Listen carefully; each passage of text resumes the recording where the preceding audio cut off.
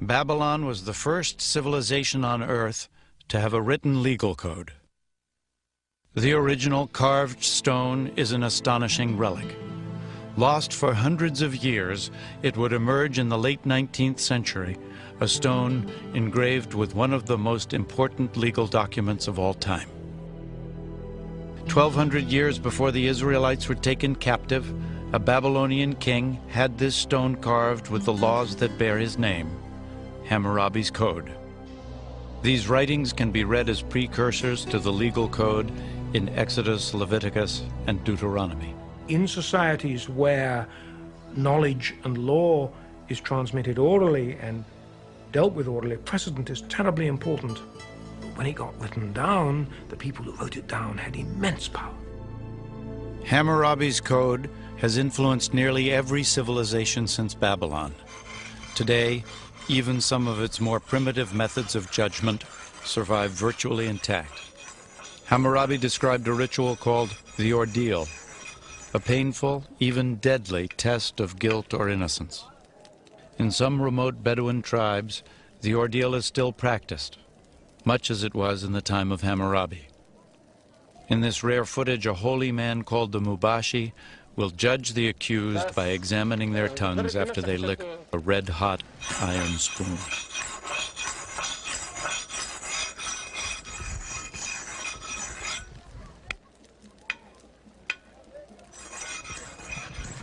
These men have been accused of theft. They must submit to the ordeal or be found guilty by default. Family members look on anxiously as the young men prepare themselves for the painful ritual.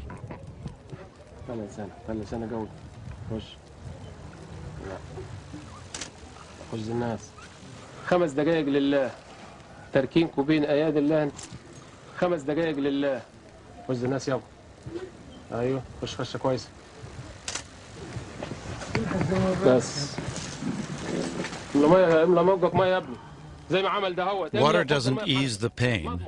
It's meant to cleanse and purify the drinker and to ready him for judgment.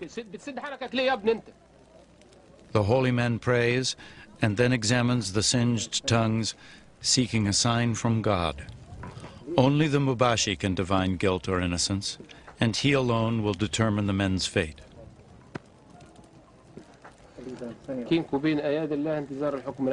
At last, a verdict. One man is found innocent, to the great relief of his family. The other is not as fortunate. Declared guilty, he will be fined for his crime. The ordeal is an intriguing modern-day echo of Hammaurabi, but his laws reach even more directly into the present through the Bible. Thou shalt not kill.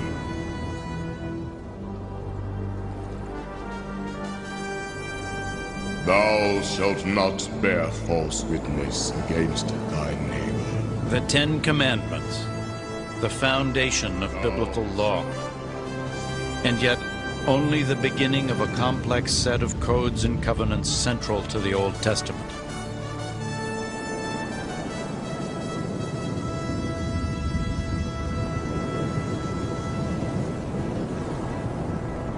And in these laws, the clear voice of Hammaurabi can still be heard. Hammaurabi set down laws. He didn't innovate a great deal. He merely set down in writing laws which had operated by precedent for hundreds, if not thousands of years, an eye for an eye, a tooth for a tooth, and principles like this, many of which are still codified in law today.